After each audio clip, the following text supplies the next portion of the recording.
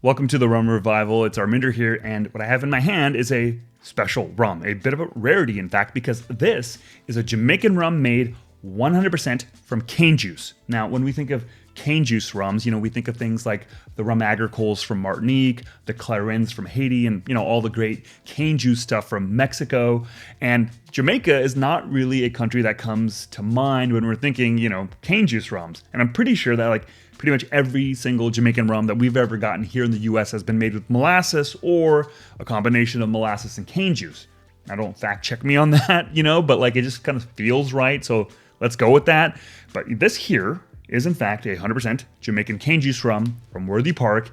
And I think that's cause for excitement and celebration. Now, Worthy Park has a whole large estate where they grow sugar cane, and they have their own sugar factory where they process that cane into crystallized sugar and molasses. And then they use that molasses to make their rum. And then X amount of years ago, I say X because I didn't actually do the research to figure out how many years ago, but X amount of years ago, Worthy Park started making rum with cane juice, or in addition to making rum with molasses, they also started making rum with cane juice. And their first kind of commercial core release that had some cane juice in it was the Worthy Park Overproof, which is, just spectacular. And then this release right here is their very first all cane juice rum, here in the US at least. I don't know what the rest of the world is doing.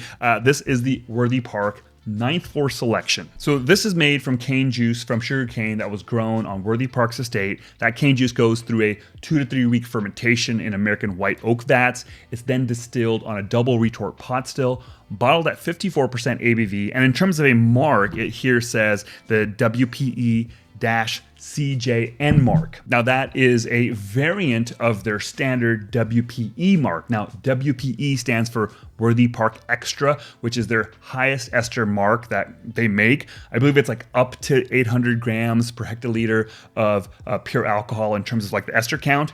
Now the CJN in the name stands for cane juice something with N. I don't actually know what that N stands for, but essentially the CJN is the cane juice version of the molasses version of WPE, if that makes sense.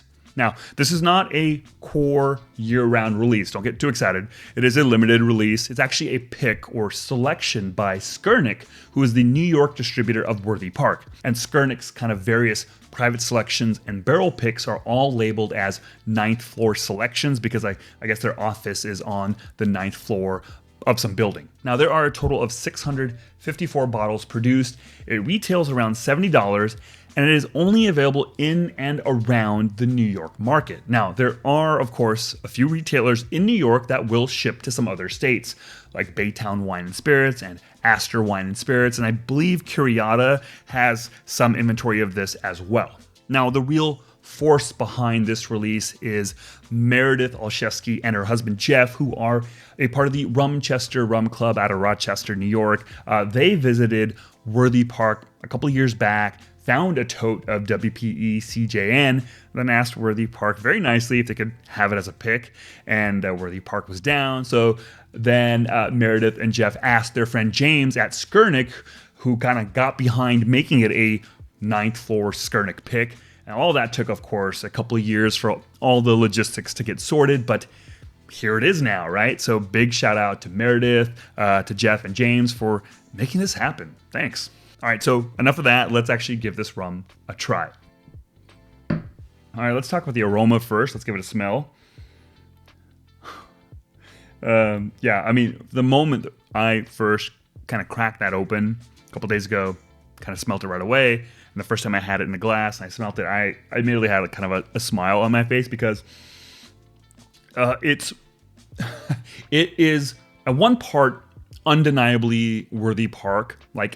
If you are familiar enough with Worthy Park, to me, they have this very specific, distinct kind of fruit note that banana, I would say, banana, maybe banana pear kind of fruit note that I get in a lot of their rums, most of their rums. And this has that. And that's great because I love that. But what there's also here that I think is kind of undeniable as well, as well as the banana, Worthy Park banana thing being undeniable, there's also this, I think, undeniable note of sugarcane, of fresh sugarcane, right? It's not just sugarcane, it's, fresh cane juice, right? And I just smell that. I smell what seems like just cane. And that's, I don't know, freaking awesome. I shouldn't be surprised. It's a cane juice rum, right? And it's going to smell like that. You would think, you would hope. But like, I think coming into this, you're like, it's a Jamaican rum. So what does that mean? It goes through a very long fermentation, a lot of high esters and all that. So is it going to retain that identity, or is it going to be more of a quote unquote Jamaican rum? Or is it going to be a quote unquote a cane juice rum? And somehow in the aroma, it kind of manages to be both. And that's awesome. All right, let's now give it a taste. Cheers.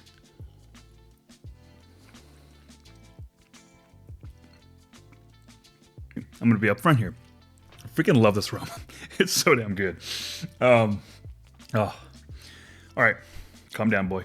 Okay, so the first thing, your first reaction, there's a bunch of flavor here. We'll get into the flavor, but beyond that first reaction I have is like, wow, this has this really nice oily mouthfeel, really great oily body, just has this really nice texture and oiliness that is delightful.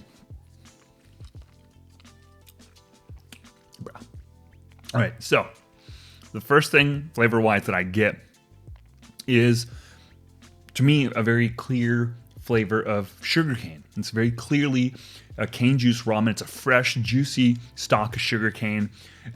Cracking it open a little bit and kind of chewing on it and getting all that flavor of the cane juice there. Just kind of has all that brightness and all that cane note, while also still having a little bit of brininess. And I think what makes it interesting is there's a little bit of minerality there as well. There's even mid-palate or herbal quality here, a little herbaceousness there. And you're like, cool, okay, this is a really good cane juice rum. And then a little more than halfway through, then you get this kind of rise of this kind of estery, funky, Jamaican banana, Worthy Park banana flavor that overtakes it. And suddenly the back end and the finish is Worthy Park, man, in all the best ways. It's the thing that I really, really am impressed by the rum, besides all the great flavor and the great mouthfeel, is that transition. It is such a graceful transition from kind of the flavors of sugarcane, of cane juice rums, to that kind of bold Jamaican funky flavors that we are kind of used to, right? And in a way, it was able to kind of gracefully make that transition throughout that journey. That whole journey is sitting on top of that really lovely, oily mouthfeel, right? And then throughout, not in any kind of intense or sharp way, but you get these little pricks of a touch of, I don't know, like a little prick of like tiny acidity, tiny kind of vinegar thing. It's never jarring, it's never distracting, but especially as you get the back end, as you get that banana, you also get that little bit of electric current. I think as a sipper, it is dynamic, right? It's graceful yet dynamic, and it gives you, frankly, the best of both worlds without making any kind of significant sacrifices, or really, I don't feel like any kind of sacrifices. You kind of get both of the box kind of checked, the cane juice box, the Jamaican box, or the Worthy Park box, right? So there you go. Those are my thoughts on the rum as a sipper. However, what I have not done is try this rum in any cocktails. I've had this much in terms of pours as a neat pour, but I've not made any cocktails with it. And, I'd be remiss if I didn't obviously try it in some cocktails and give you some thoughts on that. So that's what I'm going to do right now. I'm going to go downstairs. I'm going to make a daiquiri. We'll drink that, see how it does in a daiquiri.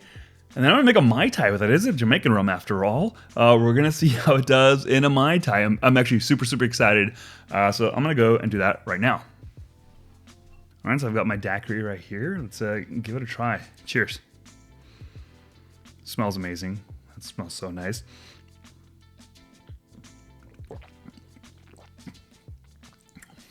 Ooh, yo, that is so delicious. I get the fruit up front, then kind of this middle cane note, and then on the back end, the finish, I get a little bit more of that banana. It's so good. I don't know what else to say. That is a damn fine daiquiri. Super crushable. 54% ABV. You don't feel it. It drinks so easy. It still feels like a very flavorful but balanced daiquiri. And the flavor, of course, is doing some really interesting things, the cane and the banana, but it still feels like a coherent, well thought through and put together cocktail. All right, so I've got a Mai Tai here made with the 9th floor pick here. Generally speaking, I'm not a fan of cane juice rums in my Mai Tai. I was gonna say Jamaican rums only in my Mai Tai, but this is a Jamaican rum. So yeah, let's just see how this does. Cheers.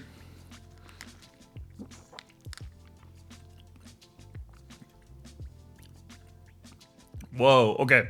All right. Okay, that was fascinating because the main thing I got, the main flavor was banana, but it wasn't so much like just the Worthy Park banana flavor, but it was a caramel banana. It was the flavor of caramel and the flavor of banana, like a mushy banana at that. There was a richness to this Mai Tai that I was not expecting. Yeah, I wouldn't say it's necessarily a punchy, rummy Mai Tai. Like, I don't think there's necessarily an element of danger in the flavor. So I like really punchy, rummy kind of Mai Tais, and I kind of call them like, they have this element of tasting like danger, if any of that made sense. This doesn't have that, but it has that really kind of caramel banana flavor that is really unique and really tasty. I think it still definitively feels like a Mai Tai, but a kind of a really cool take and a fun take on the Mai Tai, if that makes sense. All right, so there you go. That's my thoughts on this new rum. Obviously, I freaking love it. I think it's remarkable. As a sipper, it's one of my favorites of the year. In cocktails, I think in a daiquiri, it's fantastic. And I think in a Mai Tai, it's freaking delightful. Creates such a unique and interesting Mai Tai that I think everyone should experience. And I just think this is a freaking home run. And hey, Worthy Park, if you're watching, Mr. Park, how's it going? I would love if this rum was available year-round, all the time, in every market here in the U.S. or around the world. Why not? I just think that it's really special. And yeah, I know we have Worthy Park Overproof, but one, that's 63% ABV. It's a lot higher. And it's got some molasses, but there's something really special about this rum, and I would love to have access to it all day, every day, year-round for years to come. So if there's a way we can make that happen, Mr. Park, that would be awesome. Please and thank you. Anyway, so yeah, here we go. That's my thoughts. And big shout out again to Meredith and Jeff and James for making this happen, for getting the rum into our hands. And yeah, thanks so much for watching, everyone. And if you want to support the channel, continue to watch all my videos. I really appreciate it. But if you want to further support the channel, then check out my Patreon page. I have a bunch of exclusive content there that I think you might like. And if you sign up for one of the paid tiers, you get access to the Rum Revival Discord server, Discord channel. And it's a great place, a great community of like-minded rum lovers who hang out and chat about rum, chat about what they're drinking, what cocktails they're making. People share cocktail recipes. It's awesome. Would love for you to join us. So check that out. And thank you so much for watching. Catch you all next time. And cheers. And I'm going to finish this Mai Tai. Bye.